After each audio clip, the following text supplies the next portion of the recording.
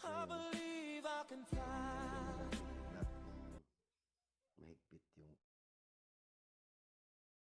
Hello everyone, again welcome back to our channel. Gusto ko palang i-shout out ang nag-comment sa video ko last, si Gmart Bulanaw and hashtag Entro TV. Shout out sa iyo. And gusto ko palang i-shout out din si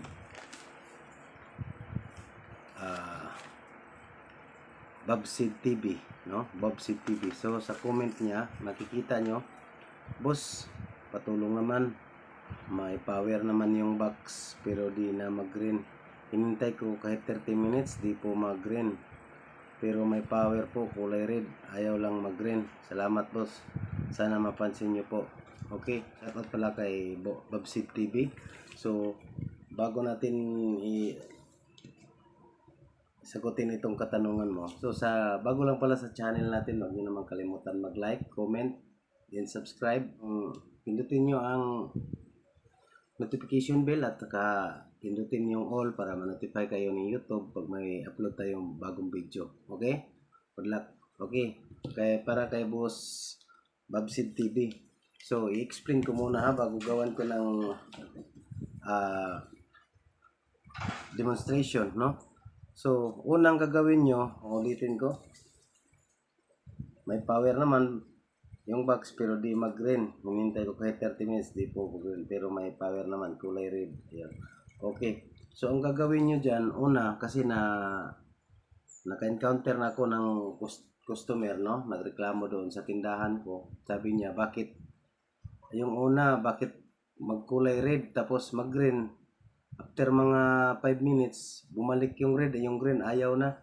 So, yung pangalawa namang reklamo, katulad din sa inyo, magkulay red lang siya, walang green. Kahit may ilang minuto na, walang green.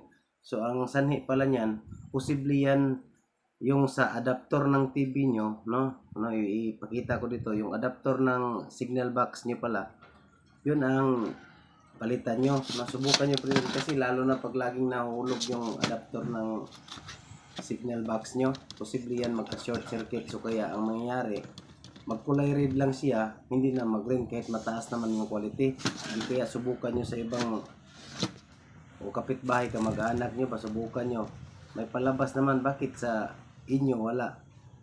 So ibig sabihin, posible sa yung unang i-check niyo adapter ng box, di kaya yung plato, yung disk ng box no, yun ng signal or yung GSAT nyo. I-double check nyo, kailangan tingnan nyo mataas yung quality niya, 75% pataas para may palabas na lalabas sa screen nyo. Okay? And then pangatlo, kailangan bago natin yan, para hindi patay sindi, bago nyo gagawin yan, kailangan higpitan nyo muna bago kayo umalis o bago kayo sa taas galing. Higpitan nyo o di kaya yung adapter nyo, siguruin nyo na kung mapalitan nyo na, huwag nyo namang hayaang mahulog lang dyan sa ibaba kasi posible magka short circuit siya pag laging nahulog yung adapter o yung charger ng box nyo. Okay? So ganun lang ang gagawin nyo, Bobsid TV. Madali lang ang gawin, basta yun na, sundan nyo lang ang video na to. Sa mga bago lang pala sa channel na ito, huwag nyo naman kalimutan mag-like, comment, subscribe, din hit nyo ang notification bell. Piliin nyo ang all para ma-notify kayo ng YouTube kung may bago tayong upload na video. Okay, good luck. Gusto ko nga pala i-shoutout ang lahat ng mga signal, GSAT, and satellite users. Shoutout sa inyo lahat. So kung may problema kayo, mag-comment lang kayo sa description below para maisagot natin isa-isa at saka pwede pa natin gawa ng video. Okay? Good luck!